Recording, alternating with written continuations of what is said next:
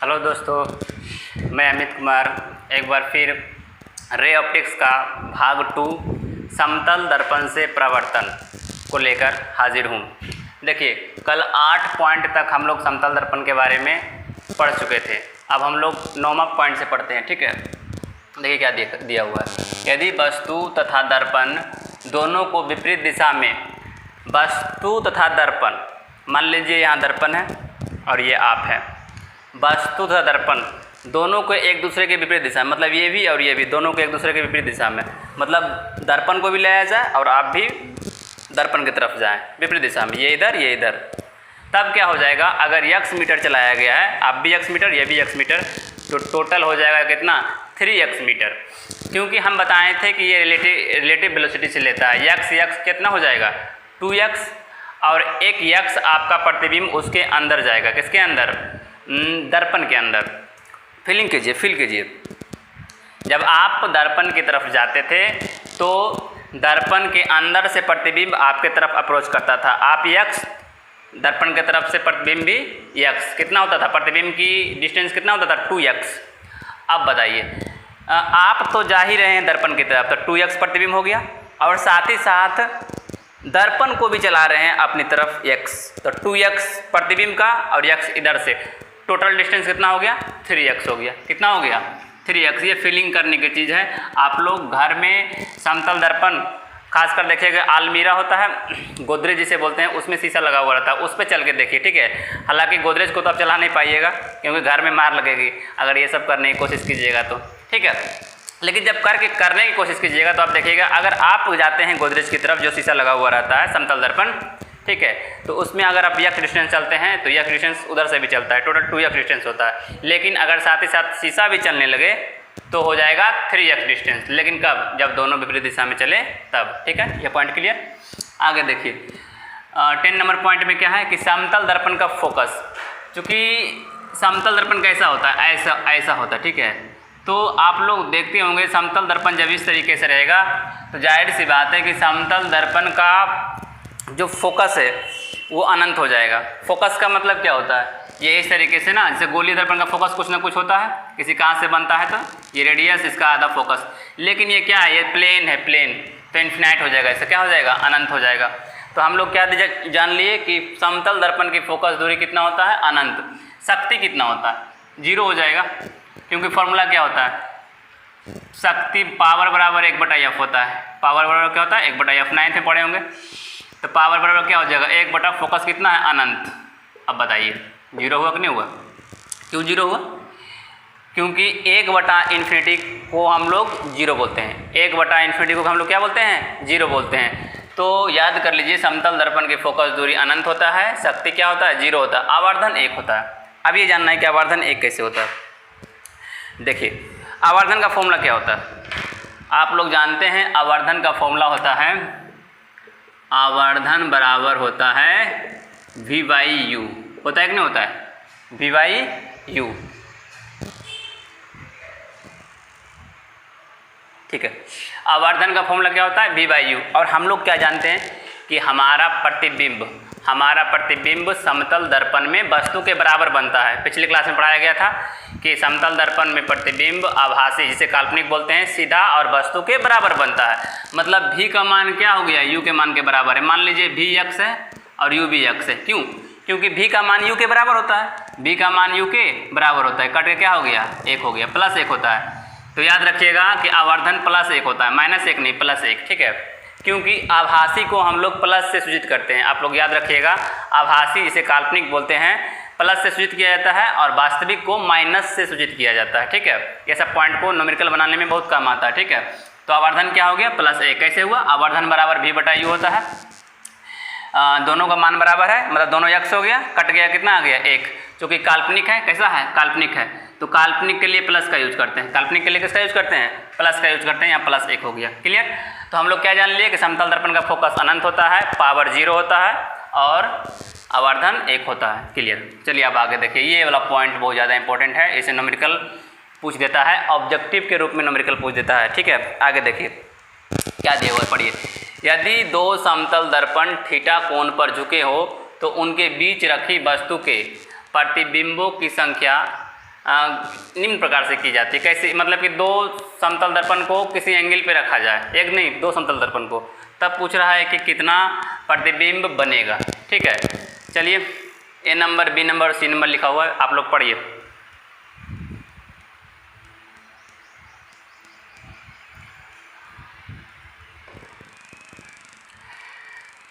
उम्मीद करते हैं कि आप लोग ये बोर्ड पर जो लिखा हुआ है पढ़ लिए होंगे। अब चलिए हम समझाने की कोशिश करते हैं। ठीक है,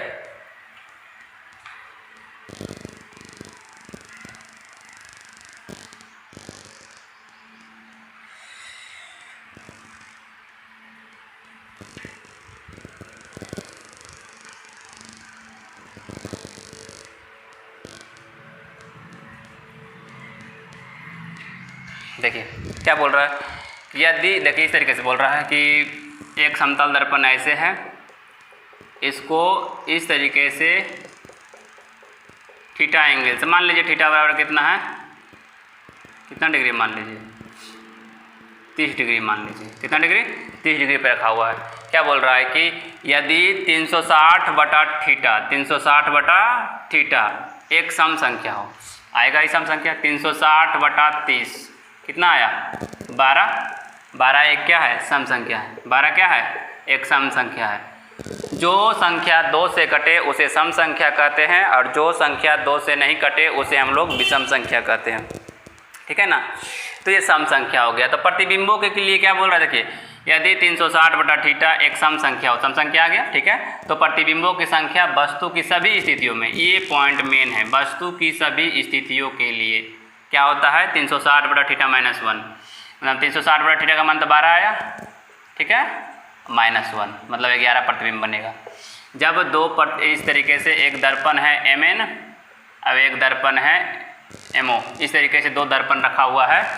दोनों दर्पण को जब 30 डिग्री के एंगल पर रखेंगे तो 11 प्रतिबिंब बनेगा। क्यों? क्योंकि इसका जो 360 बटा थीटा है वो क्या है? सम संख्या है। सम संख्या आएगा तो क्या होगा? 360 बटा थीटा -1, 12 -1 कितना आ गया? 11। सभी स्थितियों का मतलब क्या है समझाते हैं हम। सभी स्थितियों का मतलब क्या होता है, देखिए जब हम इसे 30 डिग्री ले रहे हैं तब ऐसा भी तो हो सकता है कि बीच में वस्तु कहाँ रखें, यहाँ रखें, यहाँ रखें, या फिर यहाँ रखें। कहाँ रखें? सभी स्थितियों बोलने का मतलब यही हुआ। सभी स्थितियों बोलने का मतलब है कि या तो MN दर्पण की तरफ रखें या MO दर्पण की तरफ रखें, या दोनों दर्पण के बीचों बीच रखें, ये बोलना चाह रहे हैं। ठीक है, या दोनों दर्पण के बीचों बीच रखें। कोई सा भी स्थिति हो, ऊपर रखिए, नीचे रखिए, या बीचों बीच रखिए, ये फॉर्मूला तीनों के लिए लागू है। ए नंबर वाला मतलब जब 360 बटा थीटा अगर सम संख्या हो तो ऊपर रखिए, नीचे रखिए, या बीचों बीच रखिए, ये 11 ही आएगा। ठीक है, क्लियर। अब चलिए बी नंबर पढ़िए, इसमें लागू होगा सभी स्थितियों के लिए। मतलब जब सम संख्या होगा तो आपका यही होगा 360 बटा थीटा -1। बी नंबर पढ़िए क्या बोल रहा है, उसमें समझाते हैं कि सम संख्या विषम संख्या का क्या मतलब है और सभी स्थितियों का मतलब क्या है। सम संख्या वाला तो हो गया, सभी स्थितियों के लिए एक ही फॉर्मूला आएगा, दोनों स्थितियों के लिए एक ही फॉर्मूला आएगा, चाहे बीच में रखिए या बीच में नहीं रखिए। यही होता है दो स्थिति। दो स्थिति क्या होता है? दो स्थिति होता है क्या, या तो बीच में रखिए या फिर बीच में नहीं रखिए, ये दो स्थिति होता है। चलिए देखिए अगला क्या बोल रहा है। यदि 360 बटा थीटा, यदि 360 बटा थीटा एक विषम संख्या हो, ले लेते हैं विषम संख्या वाला ले लेते हैं। जैसे थीटा ऐसे, एक दर्पण ये है, एक दर्पण ये है, आराम से पढ़िए। ठीक है, क्या करते हैं? विषम संख्या लेने बोल रहा है। क्या बोल रहा है? विषम संख्या लेने बोल रहा है। हमेशा करते हैं 40 डिग्री ले लेते हैं, थीटा बराबर 40 डिग्री।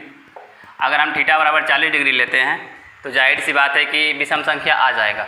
आएगा कि नहीं आएगा? जरूर आएगा। देख लीजिए 360 बटा थीटा ये होता ना, 360 बटा 40 कितना आ गया? 9। 9 क्या है? विषम संख्या। क्या बोले? जो संख्या 2 से नहीं कटे उसे विषम संख्या कहते हैं। आ गया। इसमें दो कंडीशन लगेगा। क्या कंडीशन? देखिए यही बी नंबर वाला कंडीशन पहले है कि जब समद्विभाजक पर नहीं हो, मतलब ये बोलना चाहता है समद्विभाजक कितना डिग्री हो जाएगा? समद्विभाजक हो जाएगा 20 डिग्री। कितना डिग्री हो जाएगा? 20 डिग्री। मतलब 20 डिग्री पर नहीं हो, या तो इसके ऊपर हो और या तो इसके नीचे हो। क्लियर? ये फॉर्मूला कब लगता है? या तो समद्विभाजक के ऊपर हो या समद्विभाजक के नीचे हो, मतलब 20 डिग्री पर नहीं हो, 20 डिग्री पर नहीं हो, तब इसका आंसर क्या आ जाएगा, n बराबर 360/θ। क्या आ जाएगा, n बराबर 360/θ, मतलब यही आ जाएगा आंसर 9। आंसर क्या आ जाएगा, 9 प्रतिबिंब बनेगा। ठीक है, क्लियर ना। ठीक है, लेकिन तीसरा नंबर पढ़िए आप लोग, सी नंबर, समझ में आ जाएगा आपको। क्या बोल रहा है, यदि 360/θ एक विषम संख्या हो, यदि 360/θ एक विषम संख्या हो और दोनों दर्पणों के बीच के कोण समद्विभाजक पर वस्तु रखी हो। वस्तु कहाँ रखी हो, दोनों दर्पणों के बीच में समद्विभाजक पे रखी हो, मतलब यही इसी एग्जाम्पल को हम उठा लेते हैं, 40 डिग्री वाला दूसरा नंबर वाला समझा रहे हैं इसी का। देखिए अब क्या बोल रहा है ना कि ये जो वस्तु था ना, ये वस्तु गोल मटोल, ठीक है, ये वस्तु जो है इसको बोला जा रहा है उदास है, बेचारा बीचों बीच में रख दिए, उदास हो गया। ठीक है, इसको ऐसे रख दीजिए बीचों बीच में, मतलब ये 20 डिग्री पर रख दीजिए। ये पूरा कितना था, ये थीटा बराबर 40 डिग्री था, ये इसे बीचों बीच पर, मतलब ऊपर 20 इधर 20, इसे बीचों बीच में रखने बोल रहा है, 20 डिग्री पर रखने बोल रहा है। अब क्या फॉर्मूला हो जाएगा, अब फॉर्मूला हो जाएगा n बराबर 360/θ -1। इसका मान कितना था, 9 -1, 9 -1 कितना हो गया, 8। मतलब बीचों बीच वाला में क्या होता है, 1 घट जाता है। देखिए जब बीचों बीच में नहीं रखते हैं तो 9, जब बीचों बीच में रखते हैं तो 8, यही होता है। ठीक है, एक और ये कॉन्सेप्ट हो गया। फिर से एक बार हम बोल देना चाहते हैं, जब 360/θ एक सम संख्या हो तो बीच में रखिए या बीच में नहीं रखिए, दोनों कंडीशन के लिए फॉर्मूला क्या होता है, प्रतिबिंबों को संख्या होता है n बराबर 360/θ -1। लेकिन जब 360/θ एक विषम संख्या हो तब के लिए क्या होता है, बीच में नहीं रखिएगा तब आ जाएगा क्या, बीच में नहीं रखिएगा, ऊपर रखिए या नीचे रखिए तब आ जाएगा 360/θ। लेकिन जब बीच में रखिएगा तो आ जाएगा 360/θ -1। अब एक और पॉइंट, लास्ट पॉइंट इसके लिए, किसके लिए, समतल दर्पण के लिए। मेरे हिसाब से इतना समतल दर्पण पढ़ना बहुत है, इतना पॉइंट, इससे ज़्यादा और कुछ इसमें हो नहीं सकता। ठीक है, अब आगे देखिए, डी नंबर बोल रहा है कि यदि 360/θ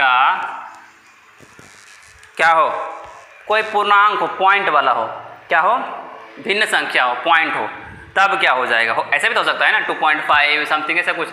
यदि 360/θ का मान भिन्न हो तो प्रतिबिंब की संख्या पूर्णांक होगा। इसका मतलब समझाते हैं। देखिए इसका मतलब क्या होता है, अगर हम थीटा का मान ले लिए, थीटा का मान ले रहे हैं 17 डिग्री या कुछ भी ले रहे हैं, 360 बटा अगर हम 17 करेंगे तो कटेगा क्या, नहीं कटेगा। कुछ भी लीजिए जो जिससे कटे नहीं, मान लिया 11 ही ले लीजिए, चलिए 11 ले रहे हैं, 11 से काटिए, 11/360 कितना आ जाएगा, 11 तिया 33, 3 0, 11 दूनी 22, इसका 32 आ जाएगा। ठीक है, मतलब ये जो पूर्णांक आएगा ना उसको लेंगे, ये जो पूर्णांक आएगा उसको लेंगे, पॉइंट वाला हटा करके, कुछ भी आया मान लिए 11 पॉइंट समथिंग या फिर कुछ भी आए तो उसको छोड़ करके बाकी जो बचेगा उसको हम लोग लेके लेंगे। ठीक है, क्लियर। ये था समतल दर्पण का पूरा विस्तार फॉर्म, और भी हम लोग आगे गोलीय दर्पण वगैरह पढ़ने का है। लेकिन देखिए अभी हम सोच रहे हैं कि गोलीय दर्पण या बराबर y2 ये सब पढ़ाने से अच्छा है कि अभी हम वो भी पढ़ाया जाएगा, एक पूरा वीडियो सोच रहे हैं कि सेपरेट करके गोलीय दर्पण का ही लाया जाए, इसमें पूरा डिटेल कर दिया जाए। 10th का टॉपिक है 1/b - 1/u, ये सब जो साबित करने का है, दर्पण सूत्र 1/b + 1/u = 1/f, ये सब साबित करने से कोई फ़ायदा है नहीं। ठीक है, 10th तो पढ़ा नहीं रहे हैं, 12th का है। तो अभी हम लोग क्या देखते हैं, लॉज ऑफ रिफ्लेक्शन। पहले बताते हैं कि प्रकाश का अपवर्तन क्या होता है। हेडिंग डालिए, प्रकाश का अपवर्तन।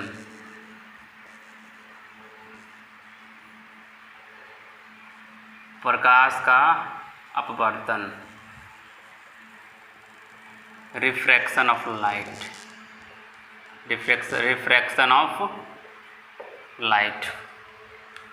ठीक है, प्रकाश का प्रवर्तन हम लोग देखे थे, क्या देखे थे कि जब प्रकाश की किरण किसी सतह पर पड़ती है तो वह अपने ही माध्यम में वापस लौट आती है, तो उसे प्रकाश का प्रवर्तन कहा जाता है। इसमें दो नियम था कि आपतित किरण, प्रवर्तित किरण और अभिलंब तीनों एक ही तल में एक ही बिंदु पे होते हैं, और आपतन कोण प्रवर्तन कोण के बराबर होता है, कोण आई बराबर कोण आर। उसी तरीके से यहाँ भी प्रकाश का अपवर्तन भी बहुत ही इंटरेस्टिंग लॉ है इसमें, स्नेल्स का नियम। इसमें जब पढ़ेंगे लॉज ऑफ रिफ्लेक्शन, जिसे हम लोग स्नेल का नियम कहते हैं, क्योंकि स्नेल नामक वैज्ञानिक ने दिया था। ठीक है, और ये नियम मान के चलिए इतना ज़्यादा इंपॉर्टेंट है कि पूरा फिजिक्स में अभी जो पढ़िएगा बहुत जगह साबित होने में स्नेल्स लॉ का यूज होगा। ठीक है, तो हम लोग इसे ध्यान से पढ़ेंगे। गोलीय दर्पण भी एक वीडियो में हम लोग देखेंगे। ठीक है, चलिए, तो लॉज ऑफ रिफ्लेक्शन क्या है? इसमें बोला जाता है कि प्रकाश की किरण जब एक माध्यम से दूसरे माध्यम में चला जाता है, ठीक है, जब प्रकाश की किरण एक माध्यम से दूसरे माध्यम में चला जाए तो उस घटना को प्रकाश का अपवर्तन कहा जाता है। जब प्रकाश की किरण एक माध्यम से दूसरे माध्यम में चला जाए तो प्रकाश की इस घटना को हम लोग क्या बोलते हैं? प्रकाश का अपवर्तन कहा जाता है। इसमें प्रकाश का क्या होता है? विचलन होता है। देखिए, जैसे एक सतह है x y, ठीक है, ये मीडियम फर्स्ट है और नीचे मीडियम सेकेंड है। नीचे मीडियम क्या है? सेकेंड है। देखिए, मान लीजिए कि प्रकाश की किरण यहाँ से पड़ रहा, इस वाले प्रवर्तक सतह पे पड़ रहा है, ऐसे इसे यहाँ अभिलंब खींच दीजिए। यहाँ प्रवर्तक सतह पे पड़ रहा है, प्रवर्तक सतह यहाँ पे 0 ओ डाल दिए। ठीक है, अभिलंब mn अभिलंब है ये, ऐसे। ठीक है, ओ पे पड़ रहा है, तो ऊपर सतह अलग है, नीचे सतह अलग है। ऊपर का जो अपवर्तनांक अलग होगा, नीचे का अपवर्तनांक अलग होगा, मतलब ऊपर की डेंसिटी अलग है, नीचे का डेंसिटी अलग होगा। कोई सा भी मीडियम हो सकता है, रेयर मीडियम या फिर डेंसर मीडियम। मतलब कि रेयर डेंसर क्या होता है? सघन माध्यम या विरल माध्यम, कुछ भी हो सकता है। चलिए, ठीक है, तो यहाँ पर जो एंगल होगा इसे हम लोग आई से दिखाएंगे, और ये जो किरण है इस किरण को हम लोग बोलेंगे आपतित किरण। क्या बोलेंगे? आपतित किरण। और इस वाले को कोण को क्या बोलेंगे? आपतन कोण। क्या बोलेंगे? आपतन कोण। पहले यहाँ तक लिख लिए हम लोग, आपतन कोण। Clear? Incident angle, incident ray. ठीक है, फिर देखिए ये क्या होगा, प्रकाश की किरण को जाना चाहिए था सीधी सरल रेखा में ऐसे। अगर एक माध्यम से दूसरे माध्यम में नहीं जाता तो प्रकाश की किरण कैसे जाता? सीधा जाता। एक ही माध्यम रहता, मतलब हवा रहता, सीधा जाता पूरा सीधा। पानी रहता, पानी में चलता तो पानी में सीधा जाता। अब पानी से हवा में जाए या हवा से पानी में जाए तो वो सीधा नहीं जाएगा, क्योंकि पानी का जो घनत्व अलग है, हवा का घनत्व अलग है। दोनों, एक पानी है क्या डेंसर मीडियम और हवा हो गया रेयर मीडियम। पानी सघन माध्यम, हवा विरल माध्यम। इस कारण से उसके गति में, वेग में क्या आ जाएगा? उसकी वेलोसिटी में अंतर आ जाएगी। उसकी वेलोसिटी में अंतर आने के कारण वो अपने पथ से क्या हो जाएगा? विचलित हो जाएगा, अपने मार्ग से क्या हो जाएगा? मुड़ जाएगा। बस इसी घटना को हम लोग क्या बोलेंगे? प्रकाश का अपवर्तन कहेंगे। देखिए, ये दो तरीके से मुड़ सकता है, या तो इधर चला जाए, ठीक है, या तो इधर चला जाए, दोनों हो सकता है। ये डिपेंड करता है कि मीडियम कहाँ से कहाँ जा रहा है। मतलब हवा से पानी में जा रहा है कि पानी से है, कि हवा से पानी में जा रहा है कि पानी से हवा में जा रहा है। मतलब ऊपर पानी नीचे हवा कि ऊपर हवा नीचे पानी, दोनों कंडीशन हो सकता है। मतलब ये भी हो सकता है और ये भी हो सकता है। इसे आर से दिखाएंगे। अगर ये रहेगा तो क्या दिखाएंगे? आर से दिखाएंगे। ठीक है, इधर भी जा सकता है, इधर भी जा सकता है। समझाएंगे कि किस कंडीशन में इधर जाएगा, किस कंडीशन में इधर जाएगा, अभी समझाते हैं। ठीक है, ये हो गया आपतित किरण, इसे बोलते हैं अपवर्तित किरण। इसे क्या बोलते हैं? आर को अपवर्तन कोण। अपवर्तन कोण। Clear? Incident angle, reflected angle. Reflected angle, ये क्या हो गया? सरफेस हो गया, कॉन्टैक्टिंग सरफेस।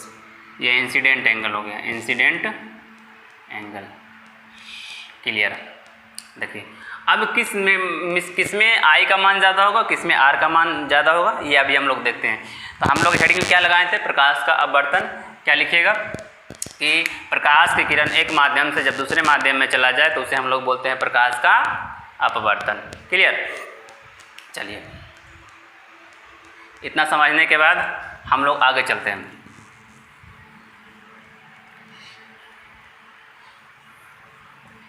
देखिए,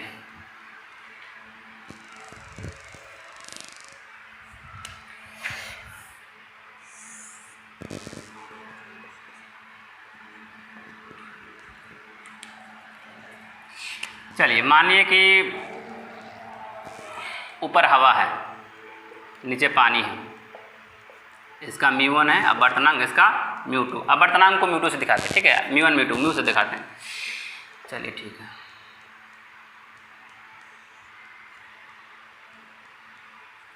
प्रकाश की किरण ऐसे आएगी, जाना तो ऐसे चाहेगी। क्लियर?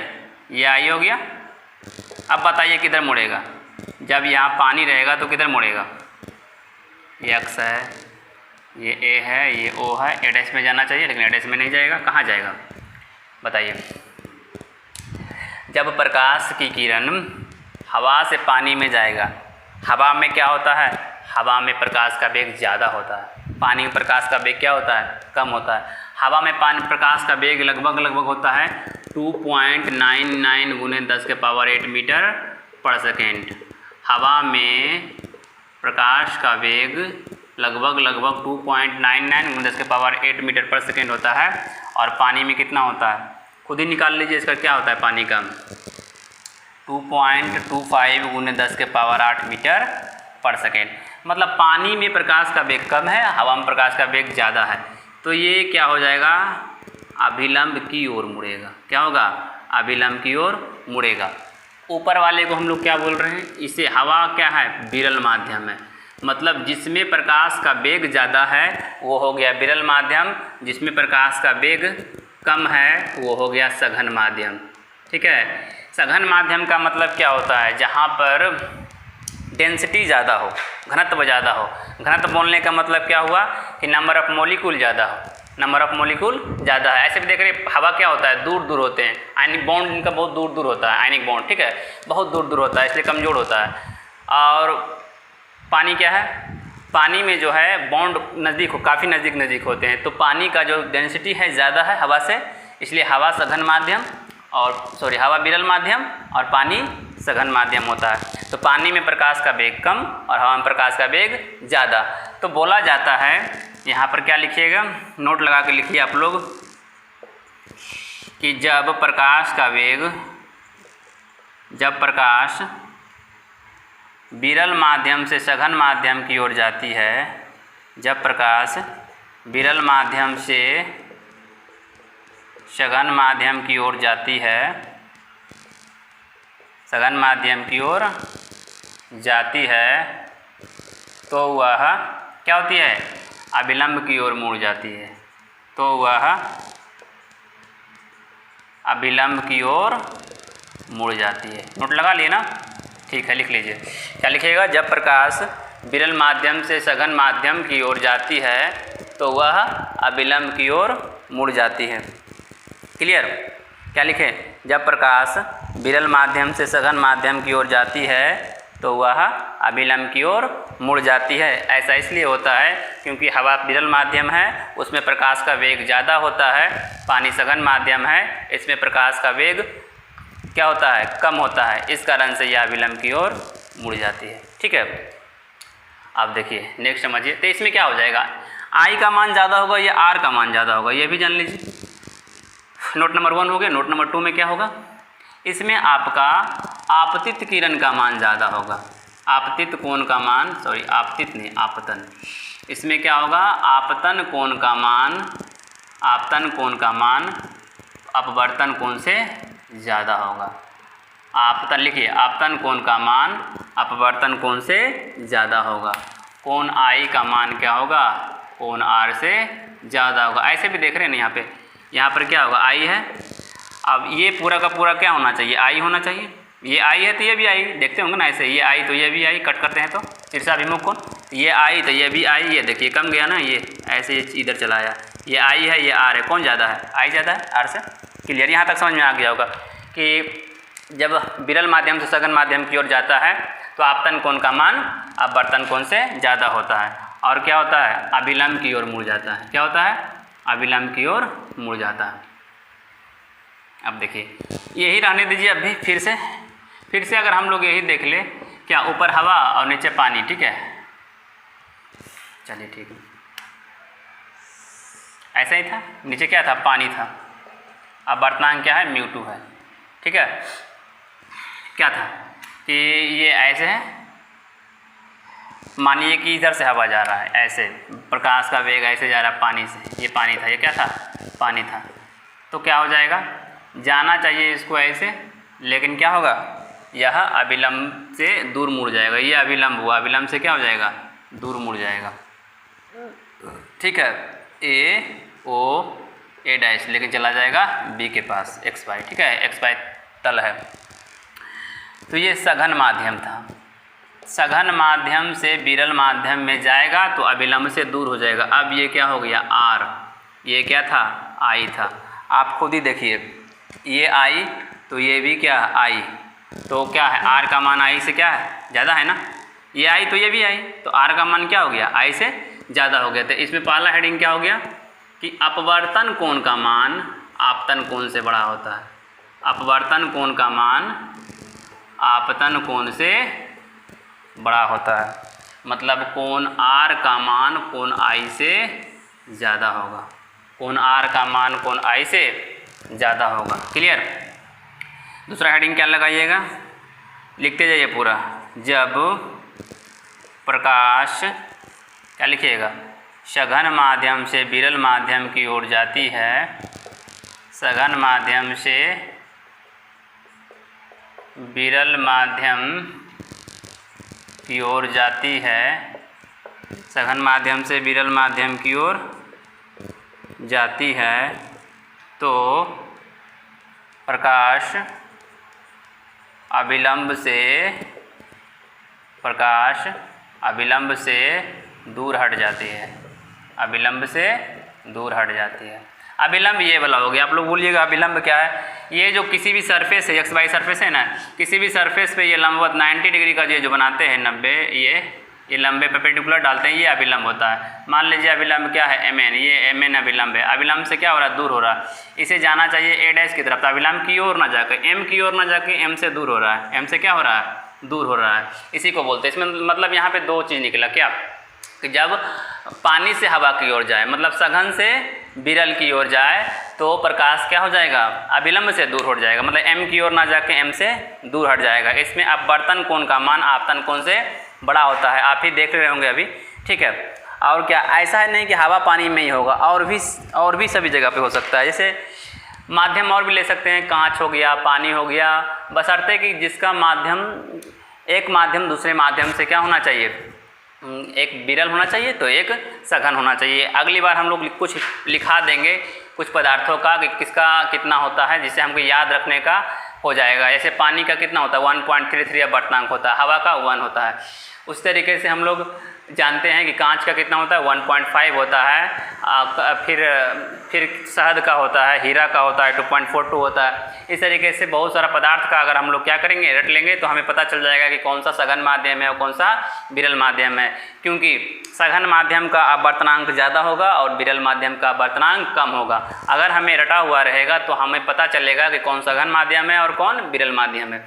जैसे हम लोग बोले पानी और कांच की बात करें, यहाँ हवा और पानी की बात किए, तो हवा क्या हो गया, हवा हो गया विरल माध्यम और पानी हो गया सघन माध्यम। अब पानी और कांच की बात किया जाए तो पानी का अपवर्तनांक 1.33 और कांच का अपवर्तनांक 1.5, तो पानी हो जाएगा विरल माध्यम और कांच हो जाएगा सघन माध्यम।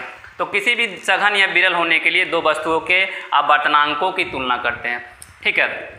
नेक्स्ट क्लास में हम लोग अपवर्तनांक वगैरह देखेंगे और देखेंगे प्रकाश का जो अपवर्तन है उसका नियम देखेंगे, स्नेल का नियम, ठीक है। तब तक के लिए इस वीडियो को पूरा देखिए, समझिए। जय हिंद, जय भारत। और इस वीडियो को आप लोग ज़्यादा से ज़्यादा शेयर कीजिए ताकि मेरे जितने भी स्टूडेंट हैं उस तक पहुंच जाएं, ठीक है।